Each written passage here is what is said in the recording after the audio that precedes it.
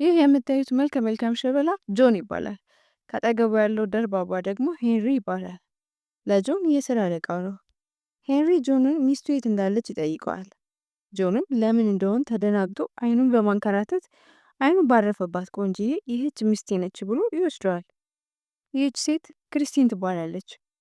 ጆን ስለሱ ብዙ ያወራልሽ አለቃዬ ይኸው ሲል ለማስተዋወቅ ይሞክራል። ሄንሪ ራሱን ለክርስቲን ያስታውቃል። ነገሩ እንግዳ የሆነባት ክርስቲን ምን እየተካሄደ ነው ስትል ጭራሽ እማዬ ብሎ አንድ ልጅ ይመጣል።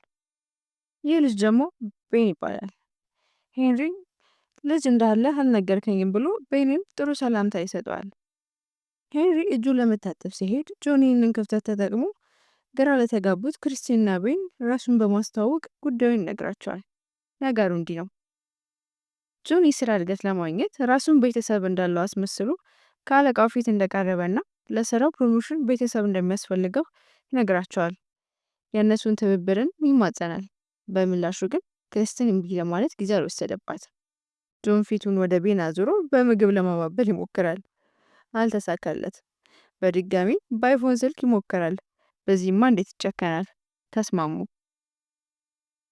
ክርስቲን ለልጇ ስትል ሳትወድ በግዷ ትስማማለች። ከሄንሪ ጋርም ጥሩና አስደሳች ምሽትን ያሳልፋሉ። ሄንሪ በቀጣይ የቢሮ ፓርቲያቸው ሁላቸውን እንዲገኙ ጋብዟቸው ይሄዳል። ቆየት ተብላ ክርስቲን ከልጇ ጋር ለመሄድ ኮቷን ትከሻዋ ላይ ጣል ስታደርግ ጆን ኮቷ አሮጌ እንደሆነ ነግሮ አዲስ እንደሚገዛላት ይነግራታል። በንግግሩ ክርስቲን በጣም ተበሳጭታ ቤተሰብም በበር መግዛት እንደማይችል ቁጣ በተሞላው አንደበቷ ትነግሯለች። ቤንንም አይፎኑ እንዲመለስላት ታደርጋለች።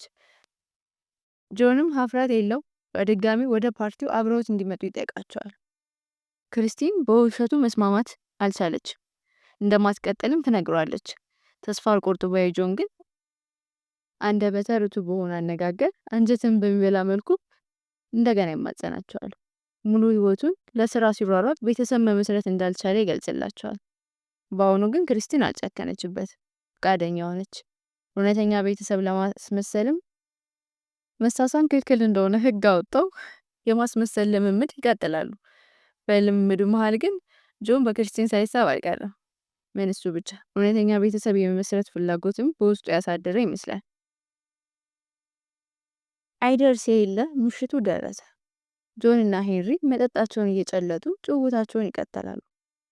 ሄንሪ የጆን ቤተሰቦች እያስመሰሉ መሆናቸውን ፈጽሞ ሊጠረጠር አልቻለም። እንዲያውም በእነሱ በጣም ተደስቷል። ስለ ቤንና ክርስቲን አድናቆቱን መግለጽ አላቋረጠም። ወደ ምሽቱ ፕሮግራም መምጣታቸውን መጠባበቁን ይነግረዋል። አይ ጆን ማስመሰሉን በደንብ ቀጥሎበታል። ለሄንሪ ለቤተሰቡ ያለውን ፍቅርና አክብሮት ይነግረዋል። ጆን ስሜቱ ተከፋፍሏል። በዚህ በኩል ማስመሰሉና በሌላ በኩል የክርስቲንና ቤንን ቤተሰብነታቸውን የእውነት መፈለጉ። በጉጉት እየተጠበቁ ያሉት የምሽቱ እንቁዎችም ክርስቲንና ቤን በጣም ተውበው ወደ ፕሮግራሙ ከች ብለዋል። ዋው! ጆን እነሱን ሲያቸው አይኑን ከነሱ ሊነቀል አልቻለም። በተለይ ክርስቲን ላይ መዝናናታቸውን ቀጥለዋል። ክርስቲን ለገዛላት አዲሱ ኮት ምስጋናዋን ትገልጽለታለች። ጆንም በምላሹ ይህ ምሽት የመጨረሻቸው እንዳይሆን በለዛ አንደበቱ ይጠይቃታል። ክርስቲን ግን ከፈገግታ ውጭ የሰጠችው ምላሽ የለም። በዚህ መሃል ሃሪ ይመጣል። ሃሪ የክርስቲን የድሮ ባሏ ነው። ሃሪ ቤንም በልጅነት እድሜው እያለ ነበር ትቷቸው የሄደው። ይህ ማለትም በእነሱ ህይወት ውስጥ ምንም ድርሻ አልነበረውም። የሚገርመው አጋጣሚ ደግሞ የጆን የስራ ባልደረባው ነው። ጆን ለስራ እድገቱ እነሱን ቤተሰብ አስመስሎ ለፕሮሞሽን እየተጠቀመባቸው መሆኑን አውቋል። ሃሪና ጆን በንግግር ተጠጋባ ማለት ይጀምራሉ። ቤንም ወደ እነሱ ይመጣል። ቤን ከሃሪ በተሻለ ለአጭር የማስመሰያ ጊዜ ቢሆንም ጆን ከሱ የተሻለ እንደሆነ ይነግረዋል። በዚህ የተበሳጨው ሃሪ ቤንን እንደ አባትነቱ እንዲያከብረው ይነግረዋል። ይህን ሁሉ ነገር ሄንሪ ይሰማል። ሄንሪ ግን ነገሩን ለማረጋገጥ ቤንን እንዴት ታዋወቃችሁ ብሎ ይጠይቀዋል። ነገሩ ከታወቀ አይቀር ቤን እውነቱን ሁሉ ፍጥጥ አድርጎ ይናገራል። ሃሪ ግን በእነሱ ፊትም ክርስቲንን ለማንቋሸሽ ይሞክራል። በቃላቱ የተጎዳችው ክርስቲንም ልጇን ቤንን አስከትላ ትወጣለች። ጆን ሃሪን በአንገቱ አንቆ ይዞ ለመምታት ይሞክራል። ነገር ግን እንደገና ክሪስቲን የረሳችውን ኮቷን ይዞ ወደ እርሷ ይሄዳል። ክሪስቲን እቅዱ ስለተበላሸበት በጣም አዝና ይቅርታ ትጠይቀዋለች። ከስራው እንዳይባረርም አለቃውን በንግግር እንዲያግባባው ትጠይቀዋለች። ጆን ግን ምላሹ ሌላ ነው። ስራውን ሳይሆን እሷን ማጣት እንደማይፈልግ አንደበቱ ብቻ አይደለም በዓይኑና በፊቱ ገጽታም ይነግራታል። ቤንም ከሄንሪ ጋር ወደ እነርሱ ይመጣል።